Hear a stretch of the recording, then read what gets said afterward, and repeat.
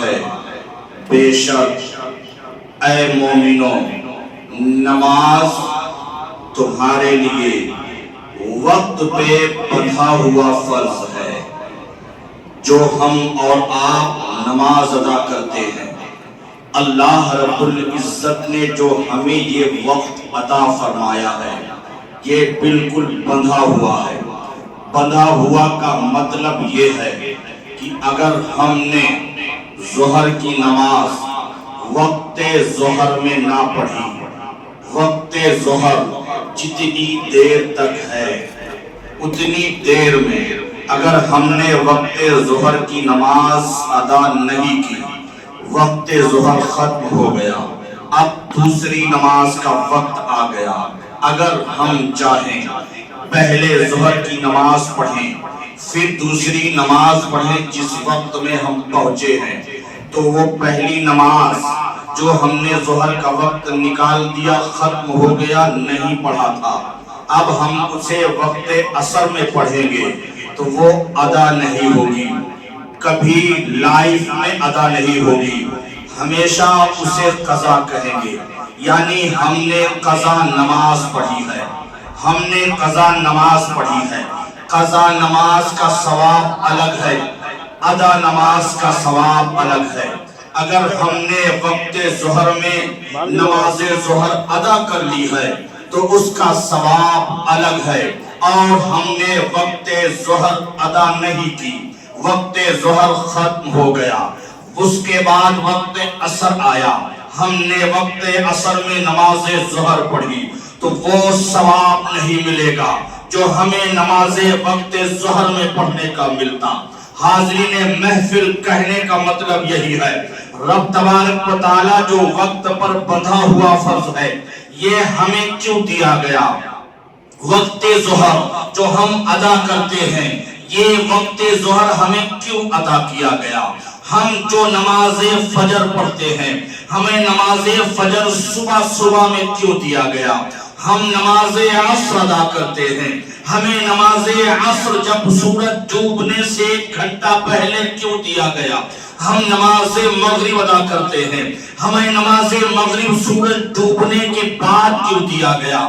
ہم نماز عشاء ادا کرتے ہیں، عشاء کا وقت اللہ رب العزت نے ہمیں اس وقت دیا جب آسمان میں دیکھو تو بالکل سفیدی جو بادل کی ہوتی ہے وہ اندھیرے کی وجہ سے دکھائی نہیں دیتی ہے، پھر عشاء کا وقت شروع ہوتا ہے۔ ایسے وقت میں اللہ تبارک و تعالیٰ نے کیوں عطا فرمایا؟ قربان جاؤ میرے آقا کریم علیہ السلام کی ذات پر، جب پروردگار عالم نے اس امت کو نماز جیسا تحفہ عطا فرمایا تو میرے آقا کریم علیہ السلام نے اللہ رب العزت کی بارگاہ میں عریضہ پیش کر دیا، اے پروردگار عالم جو وقت تم نے نماز فجر کا حضرت آدم کو دیا تھا میں چاہتا ہوں میری امت کو عطا کر دیا جائے، میری امت کو عطا کر دیا جائے۔ اے پروردگار عالم جو وقت ظہر تم نے حضرت ابراہیم علیہ السلام کو دیا تھا میں چاہتا ہوں وقت ظہر میری امت کو عطا کر دیا جائے۔ اے پروردگار عالم جو تم نے حضرت داؤد علیہ السلام کو نماز عصر ادا کرنے کا وقت دیا تھا میں چاہتا ہوں وقت عصر میری امت کو عطا کر دیا جائے۔ اے پروردگار عالم میں چاہتا ہوں کہ حضرت عزیر علیہ السلام کو تو نے نماز مغرب عطا کیا تھا میں چاہتا ہوں یہ وقت مغرب میری امت کو عطا کر دیا جائے۔ اے پروردگار عالم میں چاہتا ہوں نماز عشاء جو تو نے حضرت موسیٰ علیہ السلام کو عطا فرمائی تھی میں چاہتا ہوں نماز عشاء میری امت کو عطا کر دیا جائے۔ جب یہ عریضہ میرے نبی نے رب کی بارگاہ میں ڈالا خدا کی قسم رب تبارک و تعالیٰ جھومتا ہے اور اللہ کے پیارے رسول اپنے پیارے محبوب پر سلام بھیجتا ہے اور یہ کہتا ہے کہ اے میرے پیارے حبیب تجھے اپنی امت سے کتنا پیار ہے، اپنی امت سے کتنا پیار ہے، اس لیے کہ میرے نبی جانتے ہیں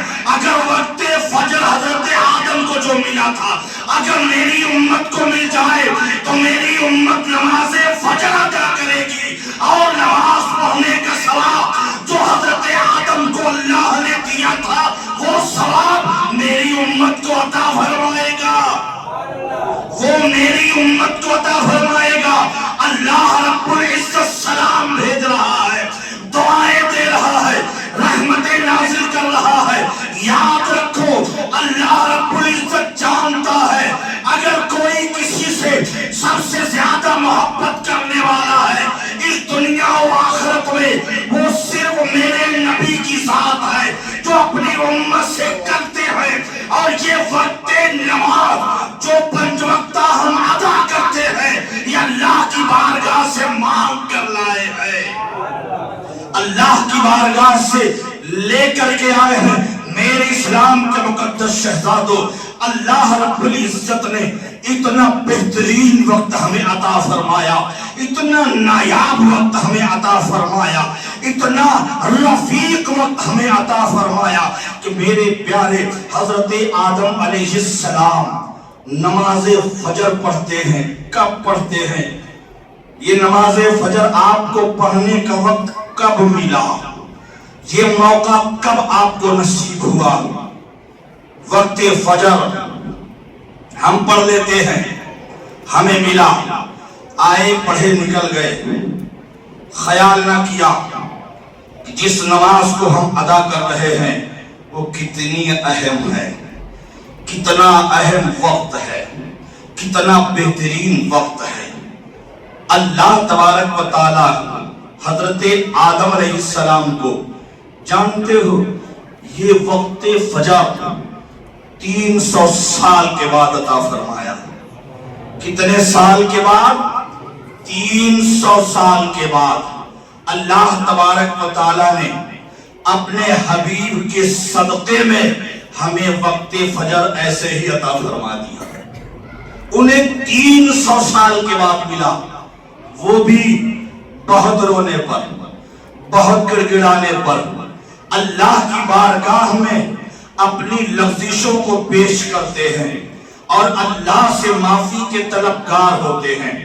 एक बात मैं बता दूं, हजरत आदम अलैहिस्सलाम जैसा कि मशहूर है कि वो लफ्ज़िश कर दिए थे, गलती हो गई थी। मैं बताऊं, पैगंबर गलतियां नहीं करते हैं, पैगंबर गलतियां नहीं करते हैं, इसलिए उन्हें मासूम कहा जाता है। मासूम का मतलब बेगुनाह, जिससे गुनाह नहीं होता, और जिससे गुनाह नहीं होता उसे नबी कहते हैं। जिससे गुनाह नहीं होता उसे नबी कहते हैं, और जिससे गुनाह होता है उसे उम्मती कहते हैं। हम उम्मती हैं, वो पैगंबर हैं, उनसे गलतियां नहीं होती। ये हिकमत परवरदिगार है कि जो उसे दुनिया बनाना था ये सारे काम हो गए। मेरे दोस्तों, अगर ऐसा ना होता, कोई और तरीका अख्तियार करता, उसकी कुदरत है, उसकी ताकत है, वो जो चाहे करे, उसे कोई पकड़ने वाला नहीं है, कोई ऑब्जेक्शन करने वाला नहीं है कि ऐसा क्यों हो रहा है। वो रब्बुल आलमीन है, ये हिकमत परवरदिगार है। कायनात को बनाना मकसूद था, और मकसूद तो ये था कि अपने प्यारे महबूब को इस दुनिया में भेजना मकसूद था, अपने प्यारे नबी को इस दुनिया में भेजना मकसूद था। हजरत आदम अलैहिस्सलाम लफ्ज़िशें करते हैं, जैसा कि मशहूर है, रोते रहे। जब ये लफ्ज़िश हुई तो अल्लाह ने सीधा जन्नत से जमीन पर, हम जन्नत के पैदावार हैं, कह दो सुभान अल्लाह, हम जन्नत के पैदावार हैं। कोई भी चीज, जैसे हम दुनिया में रहते हैं, ये हमारी जगह नहीं है, हमारी जगह कहीं और है, हम कहीं और के लिए बने हैं, ये तो भेज दिए गए। जैसे मछली की जगह पानी है, पानी से निकाल दो, ज्यादा देर जिंदा नहीं रहेगी, थोड़ी देर, 5 मिनट 10 मिनट, इतना ही वक्त उसके पास होगा, इतनी देर जिंदा रहेगी, क्योंकि उसकी जगह बदल गई। जहां अल्लाह ने उसे जगह दी है वहां से निकाला गया, अब निकाला गया तो उसके पास 10 मिनट बचेगा। ऐसे ही हम जन्नत से निकाले गए, जन्नत से निकाले गए तो अब हमें वक्त दिया गया, जाओ 10 साल जीना, जाओ 20 साल जीना, जाओ 50 साल जीना, 100 साल जीना, जिसकी जितनी कैपेसिटी थी अल्लाह ने दे दिया, जाओ इतना जी लेना, क्योंकि दुनिया तुम्हारी जगह नहीं है। जगह वहां होती है जहां मौत नहीं आती है। जगह वहां है इंसान की जहां मौत नहीं है, और मौत एक ही जगह नहीं है जिसे जन्नत कहते हैं। मौत एक ही जगह नहीं है जिसे जन्नत कहते हैं। मेरे प्यारे, हम जन्नत के पैदावार हैं। हिकमत रब है, अल्लाह को अपने प्यारे महबूब को इस दुनिया में भेजना था और अपने रब होने का इजहार करवाना था, इसलिए कायनात बना दी गई। उसके